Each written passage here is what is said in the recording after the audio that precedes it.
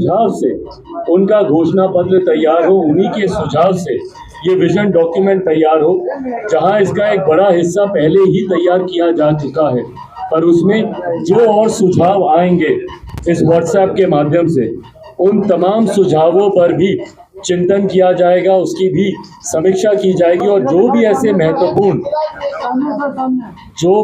महत्वपूर्ण सुझाव होंगे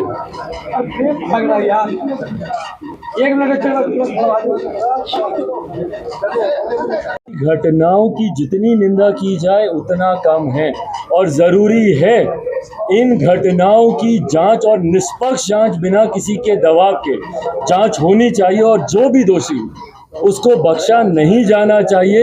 इस बात को मैं पूरी अथॉरिटी के साथ मैं कहना चाहूँगा, किसी भी राजनीतिक दबाव के तहत आकर अगर महिलाओं का उत्पीड़न कहीं पर किसी भी क्षेत्र में हो रहा है वो गलत है और उसके खिलाफ सख्त से सख्त कार्रवाई होनी चाहिए। हर उस दोषी व्यक्ति पे कार्रवाई होनी चाहिए जिसकी लापरवाही की वजह से या जिसकी गैर जिम्मेदारी की वजह से इतना बड़ा हादसा हुआ है। भाई इस हादसे में कल को कोई बहुत बड़ी घटना भी घट सकती थी, पर अगर कोई ऐसी घटना नहीं घटी पर उसके बावजूद जो नुकसान हुआ है, और बार बार मैं छवि की बात करता हूँ, बिहार इन्हीं कारणों की वजह से देश में विदेश में गलत कारणों से सुर्खियां बनता। कभी हम लोग का पुल हवा से गिर जाता, कभी निर्माण होता हुआ पुल का एक बड़ा हिस्सा पानी में ढह जाता, कभी यहाँ पे बांध चूहे कुतर जाते हैं।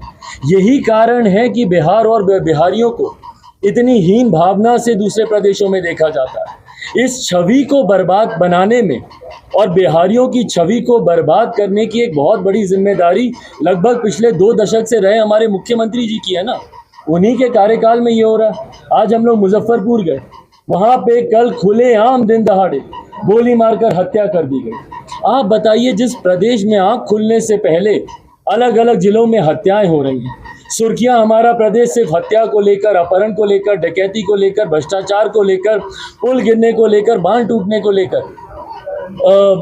पुलिस थाने में पड़ी हुई शराब के गायब हो जाने को लेकर, जब इन्हीं बातों को लेकर जब सुर्खियां हमारा प्रदेश बनता हो, यही कारण है कि राष्ट्रीय स्तर पर, अंतर्राष्ट्रीय स्तर पर प्रदेश की छवि खराब होती है। ऐसे में मुख्यमंत्री जी की जिम्मेदारी है कि अपना ध्यान केंद्रित करें इस दिशा की ओर, पर मुख्यमंत्री के पास इतनी फुर्सत नहीं है भैया कि बिहार का एक बार भ्रमण कर ले। आखिरी तस्वीर मुझे दिखाइए, उड़ीसा में एक हादसा हुआ, कम से कम इस बात का संतोष तो है लोगों को कि प्रधानमंत्री सबसे पहले पहुंचे वहां पर, रेल मंत्री वहां पे दिन रात कैंप करके उन्होंने सत्य जानने का उन्होंने प्रयास किया। मेरे मुख्यमंत्री की एक तस्वीर कोई दिखा दे जो किसी ऐसे हादसे पर गए हो घटनास्थल पर या कहीं पे हत्या हुई हो, भले इन्हीं के ही महत्वाकांक्षी परियोजना की ढिलाई की वजह से, शराबबंदी से ही कहीं पे कोई हत्या हुई हो, कोई एक पीड़ित परिवार से मुख्यमंत्री जी ने आज तक जाके मिलना जरूरी समझा। तो ऐसे में जब मुख्यमंत्री के पास फुर्सत ही नहीं है बिहार और बिहार की योजनाओं पर ध्यान देने की, परिणाम स्वरूप अधिकारियों का मनोबल है, उदासीनता है, कारण जो भी है, पर इस तरीके की घटनाएं घट रही हैं जिसपे हर दोषी के ऊपर सख्त से सख्त कार्रवाई होनी चाहिए। भाई बिल्कुल होनी चाहिए, जांच बिल्कुल होनी चाहिए, क्योंकि बिहार की जांच पर भैया कौन विश्वास करेगा। अगर इन्होंने सही में इन्होंने जांच करवाई होती और अगर ढंग से जांच हो गई होती तो वही पुल दोबारा इस तरीके से नहीं टूटता, इस तरीके से नहीं गिरता। पहली जांच की रिपोर्ट उस वक्त भी भाई बहुत बड़े बड़े दावे किए गए थे कि पता नहीं IIT रुड़की और कहाँ से क्या, कहाँ है वो रिपोर्ट भाई, किसकी जानकारी में है। पुल निर्माण में था, टूट गया, 2 दिन 4 दिन हल्ला हुआ, सब हुआ, जांच होगी, ये होगा, कार्रवाई होगी, उसके बाद क्या किया मुख्यमंत्री जी, हाथ में हाथ धर के तकिए के ऊपर सर रख के सो गए। उसके बाद दोबारा उनकी नींद कब टूटती है, जब वही पुल पुनः टूट जाता है।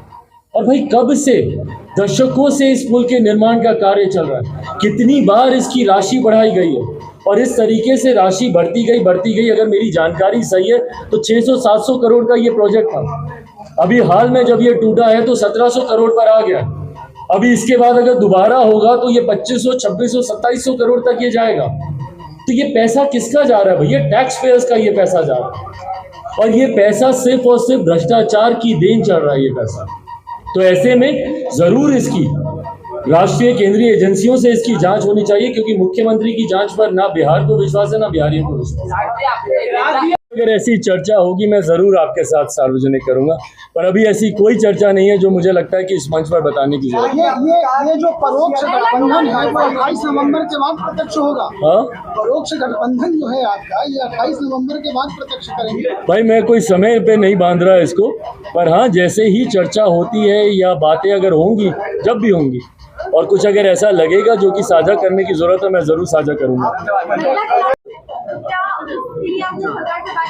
बिल्कुल, मैंने एक पत्र भी मुख्यमंत्री जी को मैंने भेजा है, जिसमें मैंने आग्रह किया है, भाई आगजनी होती है और उसके मुआवजे की राशि कितनी, 9800 उसकी राशि दी जाती है, जिसका सर्वोच्च लुट गया, जिसका घर बार, किताबें, बर्तन, कपड़ा लत्ता, सोना चांदी, जो नगद घर पे रखा हुआ था, जिसका सर्वोच्च लुट गया, उसके लिए बस इतनी सी राशि देकर आप अपना पल्ला झाड़ लेते हैं।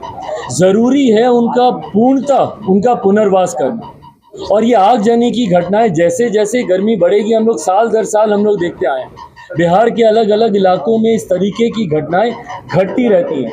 ऐसे में सरकार की जिम्मेदारी है, मुख्यमंत्री जी से भी मैंने आग्रह किया है कि उनके पूर्णतः पुनर्वास का संज्ञान लेना चाहिए। कई ऐसे एनजीओज हैं जिनके मैं संपर्क में हूं, जो इसमें ज़रूर सामने से आकर मदद करते हैं, बर्तन कपड़ा लत्ता उनको मुहैया कराते हैं, पर ये राज्य सरकारों की एक बड़ी जिम्मेदारी बनती है, और मैं उम्मीद करता हूं कि आने वाले दिनों में कम से कम उनके पूर्ण पुनर्वास की जिम्मेदारी ये सरकार लेगी। जो कि मुख्यमंत्री का आपने जिक्र किया, वो ऐसे मुख्यमंत्री हैं जो प्रधानमंत्री बनने की रेस में हैं, वो ऐसे मुख्यमंत्री हैं जिनकी अपनी महत्वाकांक्षाएं, व्यक्तिगत महत्वाकांक्षाएं इतनी ज़्यादा हावी हैं कि वो किसी दूसरे दल के साथ गठबंधन कर किसी दूसरे का नेतृत्व स्वीकार करें, ये होगा नहीं। और ख़ास तौर पर बिहार के मुख्यमंत्री का नेतृत्व ना विपक्षी दल के नेता स्वीकार करने वाले हैं, ना ये देश की जनता स्वीकार करने वाली है।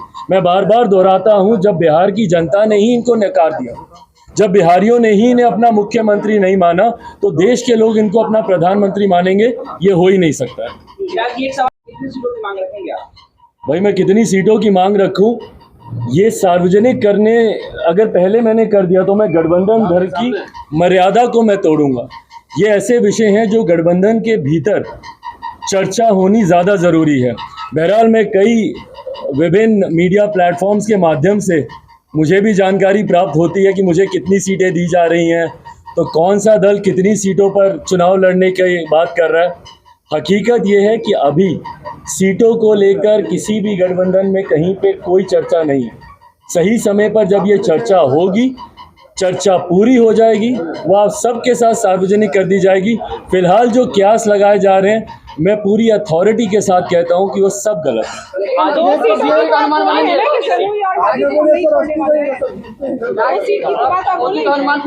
भाई हमारी तो हाजीपुर हमारे पिता की सीट रही, हम क्यों छोड़ेंगे? लड़ने की बातें आपके चिराग पासवान अड़ने वाले हैं हाजीपुर पे। हमको अड़ने की जरूरत क्या है भाई? चाहिए एकदम, इसमें अड़ने की क्या बात है?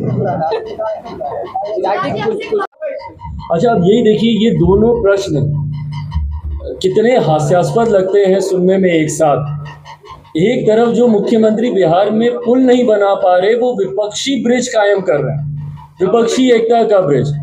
तो भैया ये जो विपक्षी एकता का ब्रिज है ना, ये भी ऐसे ही धराशायी होगा जिस तरीके से इनका ये निर्माणाधीन ब्रिज धराशायी हुआ। जिस तरीके से इस पुल का हर्ष हुआ है, वही हर्ष इनकी तथाकथित विपक्षी एकता, विपक्ष के लोग एक साथ आके तस्वीरें जरूर खिंचा सकते हैं, और वो तस्वीरें आज से नहीं भैया, हम लोग 2014 से देखते आए हैं। लगातार बार बार ये लोग तस्वीरें खिंचवाते हैं एक दूसरे के साथ हाथ पकड़कर, पर उसके बाद जब चुनाव आते हैं तब तक ये भानुमति का कुनबा बनते बनते बिखर जाता है। ये फिर से धराशायी इसी तरीके से ही होगा। वीडियो को लाइक करें, शेयर करें, सब्सक्राइब करें और तमाम तरह की खबरों से जुड़ने के लिए बेल आइकन को ज़रूर दबाएं। धन्यवाद।